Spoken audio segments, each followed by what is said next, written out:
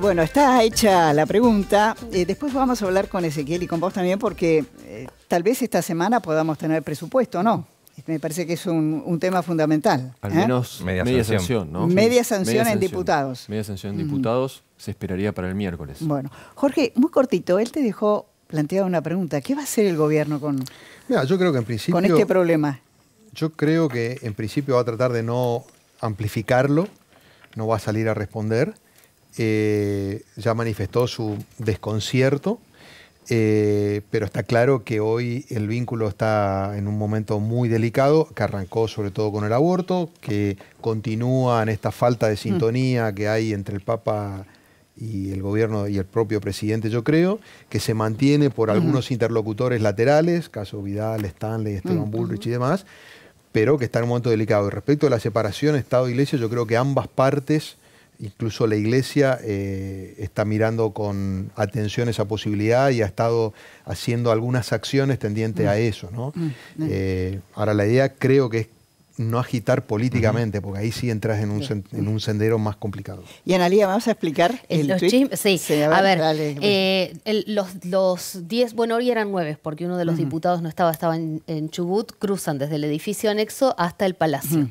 La foto que se ve es el momento en que empiezan a arrancar y detrás de ellos el hombrecito rojo que está prohibido cruzar. Ellos ven... Viste que a veces te cambia está cambiando el semáforo, entonces empiezan a cruzar. Al segundo que ponen el pie en la calle, ya cambia y se ve que está en verde. ¿Qué pasa? Primero salen, ellos tuitean una foto de que están todos juntos, arrancan. Ahí metió la pata de Durán Barba, ¿qué me quiere decir? No. ¿Cambió la lucecita? La lucecita, no, está la lucecita, entonces empiezan las redes sociales a discutir sobre eso. Entonces Felipe Solás, rápido, que tiene ahí a Juan Courel atento a las redes sociales, saca el video de eso y dice, nos pidieron el VAR. Y entonces ahí se ve el rojo que se convierte en verde cuando ellos van dando el segundo o tercer paso. Y en lo que no viste todavía es que ahora ya están circulando capturas del WhatsApp de Malena Massa o atribuido a Malena Massa porque dicen que la que arrancó pidiéndole a los militantes o a los trolls que escracharan a Felipe Solá por la luz roja. Por la luz roja hay una captura supuestamente del... Con un Photoshop lo solucionaban, la roja, ¿no? Pero viste que uno no está en todos los detalles. Así que esto continuará, porque por ahí Malena sale a responder que hay algún buchón que le deschavó el celular. Luis, vos me decías que Massa perdió a Solá, pero ganó a Otavis. Sí, en la provincia sí. Otavis, que obviamente ya no es más de la Cámpora, y que se ha separado del bloque kirchnerista. Ahora? Y perdón por la pregunta. Está ahí, hay un mini bloque que está muy cerca del masismo. Es legislador provincial. Legislador ¿no? provincial, claro, sí, es diputado provincial. Se acercó a Massa. Sí. Hombre de Massa.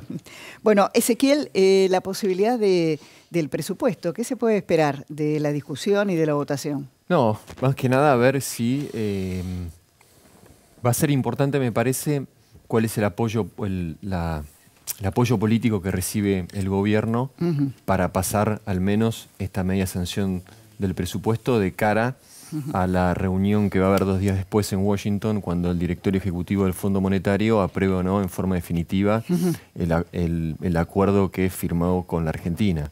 Creo que la señal que se pueda enviar de esta reunión, de esta media sanción que ocurra el miércoles en el Congreso, creo que va a ser una señal política que creo el gobierno aspira a dar hacia los mercados, ¿no?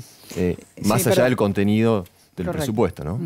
Sí, sumando a lo que dice Ezequiel, que sí es clave desde el palo financiero si sale o no la media sanción, yo creo que hay una parte ya acordada con gobernadores que tiene que ver con, por ejemplo, los aumentos en bienes personales y en otro tipo de impuestos que les cierran algunas necesidades fiscales al gobierno y a los gobernadores.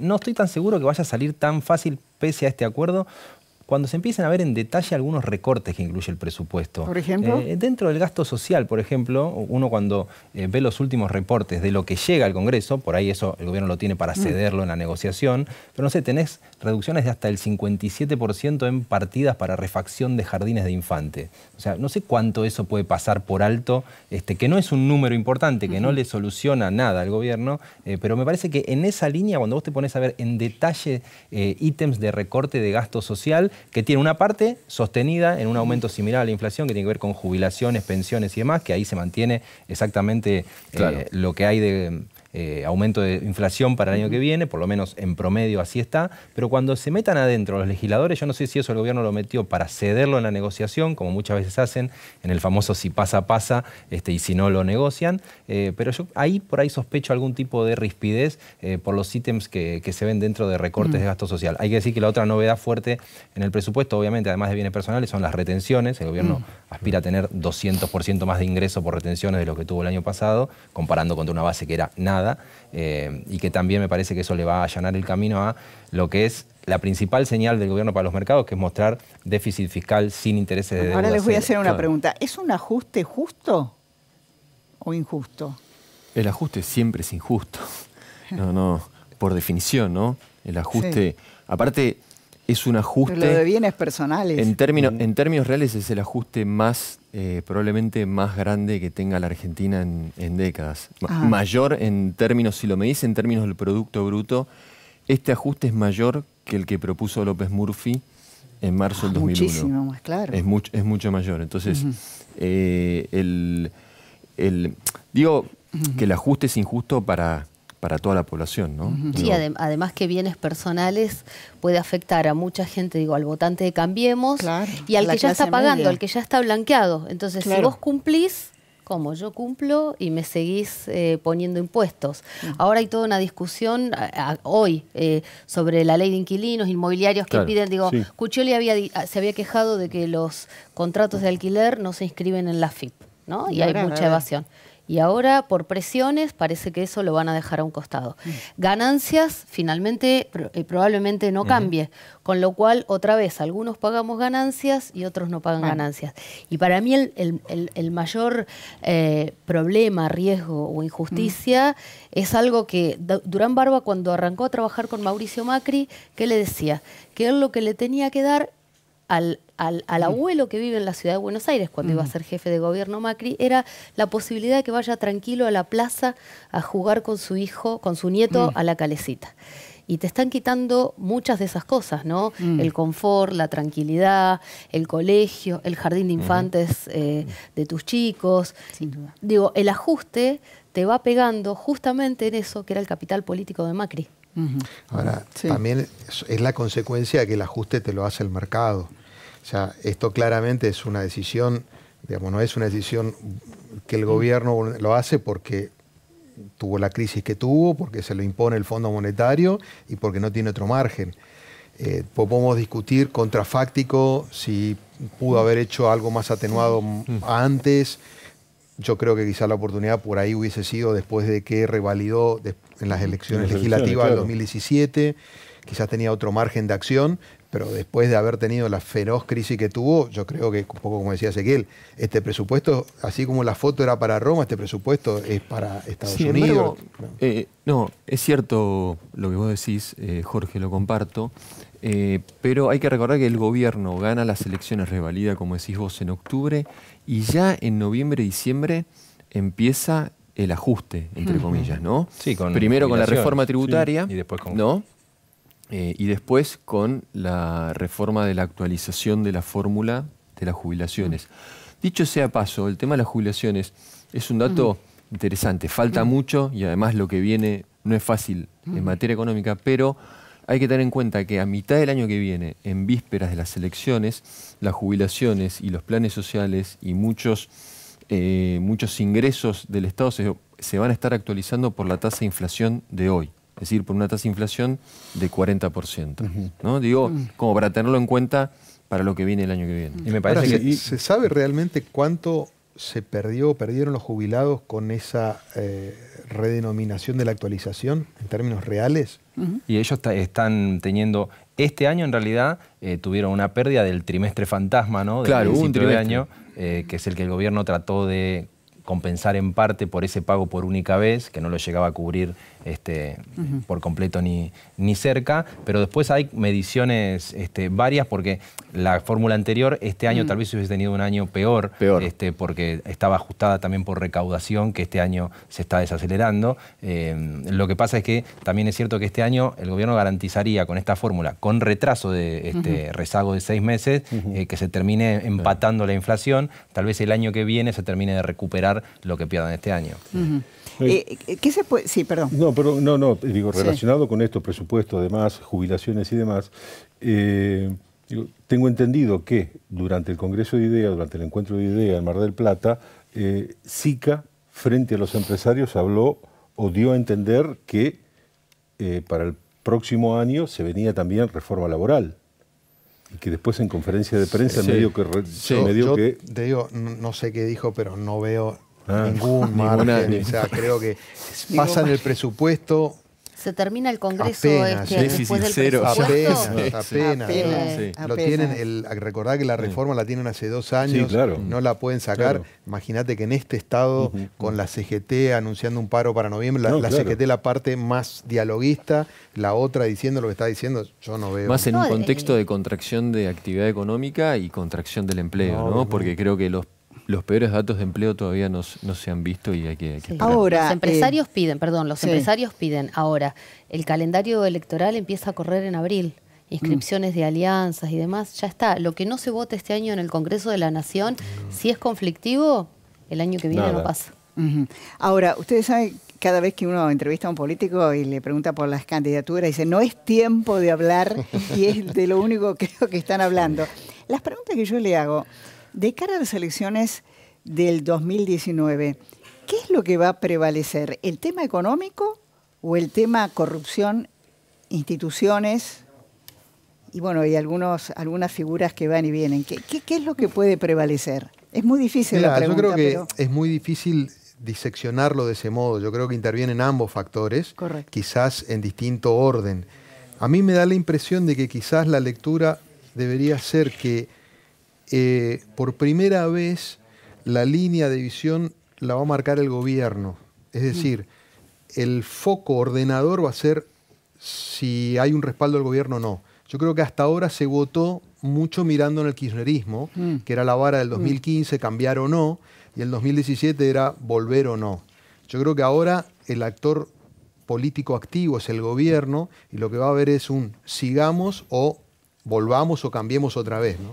Yo creo que la respuesta a tu pregunta depende de si el gobierno logra estabilizar el dólar y funciona el plan del presidente del Banco Central en los próximos meses y este nuevo acuerdo con el Fondo Monetario, creo que la economía se va a ir corriendo del eje de a poco, a pesar de que siempre la oposición le va a facturar al gobierno de que no ha cumplido con los objetivos al menos prometidos, ¿no? Y de que muchas de las variables el año que viene van a estar en el mismo nivel, ¿no?, que como arrancó el gobierno.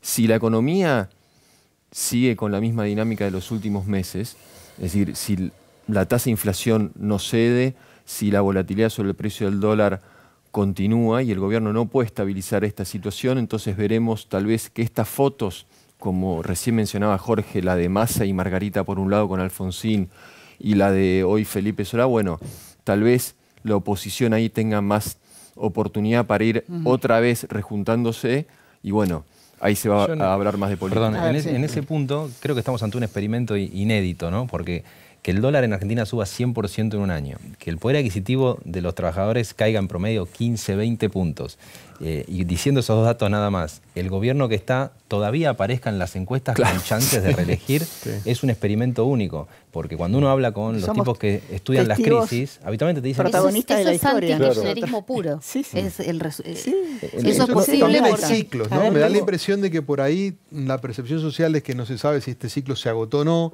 por ahí no identifica tampoco nada superador, entonces dice, tampoco me convence lo anterior, esto no me gusta, pero hay mucho de no sé a dónde ir. Ajustes de este tipo siempre vienen con cambio de signo político en la mayoría de los países. Sí, pero lo que pasa acá, lo que ocurre, me parece que el detalle que le está faltando a todas estas variables que estamos analizando es que no sabemos, o no está muy claro todavía, quién va a confrontar frente a quién. Claro. ¿No? Hasta que no estén los candidatos. Discúlpame, y en el quién, frente a quién, lo incluyo a Macri. ¿Será Macri el candidato? ¿Estamos seguros que Macri va a ser candidato, que quiere ser candidato? Mira, si los candidatos son Macri y Cristina, no, bueno, no creo... La mitad habla de economía y la mitad habla de corrupción. Si Cristina se corre, depende quién esté en ese lugar. Claro. Pero depende quién esté en ese lugar, se puede hablar más o menos de corrupción. Se va a hablar igual de corrupción porque va a haber muchas causas que van a seguir avanzando y va a haber también va a ser hay juicios. Bueno, Bonadío, claro. Se va a transformar, Bonadío, que tiene formación es peronista. Claro. Se puede transformar en juez de esta Electoral. elección. En juez electoral. Ahí está. Él corre su propia carrera electoral. Sí, pero además seguro. lo que va a haber el año que viene ya excede a Bonadío, son los juicios orales. Claro. O sea, ya las causas se van de Bonadío y puede haber algún fallo en ese sentido. Claro. Se supone, en el caso de la expresidenta, puede tener entre 3 y 4 causas en proceso en juicio oral. Vamos a ver cosas extraordinarias. Ya las No sé hemos si visto, buenas o Clara. malas, pero- Te digo Más, que más, nos claro. vamos a Yo te iba a decir, superar. quisiéramos Vamos a ver cosas superar. ordinarias. como también dice es- Jairo, este año subió 100% el precio del dólar, Claro. así que esperemos que no veamos más cosas. ¿Ustedes cómo se imaginan que surge la fórmula del peronismo? Va a haber una por el peronismo razonable, que siempre que lo digo me hace reír, pero bueno, lo llaman así. Cartesiano, le digo yo. Sí. Está bien. Peronismo cartesiano. Y Cristina, ¿y cómo va a surgir la fórmula de Cambiemos? Porque los radicales por ahí quieren poner su candidato y Carrió también. Totalmente. A ver, Yo creo que la fórmula del peronismo es como la de la Coca-Cola, no se sabe todavía. Tenemos esa se respuesta. creó pero vos todavía. decís que va a ser muy exitosa, pues mirá. No, bueno. lo digo por el Bueno, secretismo. está bien. Para mí no se sabe. Depende de muchas variables. Obvio, sí, yo creo que justamente hay una serie de movimientos que se cruzan, que hacen muy complejo. Hay muchos actores que hasta el año pasado rechazaban cualquier tipo de acuerdo con Cristina Kirchner y hoy son más ¿Y ahora permeables. Por dudan? ejemplo, los intendentes el año pasado fueron muchos con Massa o con Sí, Randazzo claro. y se están dando vuelta. Es muy difícil saber, daría la impresión de que sería raro que todo el peronismo se unifique o logre consensuar una paso con candidatos. Bueno, cortito, Ezequiel. Tú, bien. No, insisto, creo que va a depender mucho de si la economía empeora, entonces el peronismo va a tener más chances de reunificarse y mostrar un candidato. Pero si no, me parece que se le va a complicar y va a favorecer más al gobierno. Luis. En principio habría que ver qué es la suerte de Cristina y si dentro de lo que decimos el peronismo, si Cristina va a estar adentro o va a seguir por Unidad Ciudadana. La otra cuestión tiene que ver con los radicales. Los radicales acaban de decir el viernes que hasta se animarían a presentar una fórmula propia para competir con... Pero con sería el para, PRO. lo legitimarían a... Sí, Pero la al primaria entorno, ¿no? sería. Sí, exactamente. está bien. La sí, primaria las sería, PASO, está bien. las PASO. Esto en la provincia de Buenos Aires, la verdad que es tomado con pinzas, porque el radicalismo específicamente bonaerense sobre este tema ha cerrado la boca, no ha dicho nada, porque obviamente una fórmula radical compitiendo contra Vidal en una interna bonaerense, no sé. Tengo 10 segundos para cada uno de ustedes, me están acá. No, primero hay Sí, que ver qué hace sí. Cristina y eso no depende de cuestiones políticas, Sí. sino casi psicológicas, Sí. te diría, y ahí nadie se anima a adivinar lo que puede venir. Los radicales, una partecita chiquita se quieren ir, pero todos los demás van a arreglar, porque Sí, claro. ¿cómo hacen para ganar la provincia las Buenos provincias Aires. donde quieren seguir siendo gobernadores o donde quieren ganar como en Córdoba? Si no, No, van con solo, Cambiemos. Sí, solo claro. agregar, saber qué va a hacer el peronismo es como saber qué va a pasar con el dólar, pero en el punto de los 3/3 favorecen al gobierno, cualquier escenario de unidad enfrente le complica más la situación, es lo único que me atrevería a decir. ¿Me podés hablar 10 segundos del caso Melazo? Sí, claro, Porque bueno. es muy impactante, Muy corto, pero muy cortito. Mira, a ver, el procurador Contegrán Sí. dice que el caso de la megabanda por la que está preso Melazo, por la que está investigado Ordoqui, que es un juez de casación penal, es institucionalmente muchísimo más grave que la de los cuadernos. Si esto es así, a esta megabanda que durante 10 años con protección política, judicial, policial, actuó en la provincia de Buenos Aires, si esto es así, a esa investigación, para ser institucionalmente más grave que lo de los cuadernos, le falta la pata política. ¿Sí? Y me Digamos. parece que habría que avanzar, o estamos esperando que Aparezca. la pata política, que hasta el momento es la que falta. A los 5, muchísimas gracias. En el próximo bloque nos podemos preguntar, ¿puede haber un Bolsonaro en la Argentina? En realidad vamos a hablar del nuevo liderazgo a nivel regional e internacional, de estos líderes antisistema que están surgiendo. Bolsonaro puede ser uno, así como también Trump, de alguna manera, surgió en los Estados Unidos. Esto lo dejamos para el próximo bloque.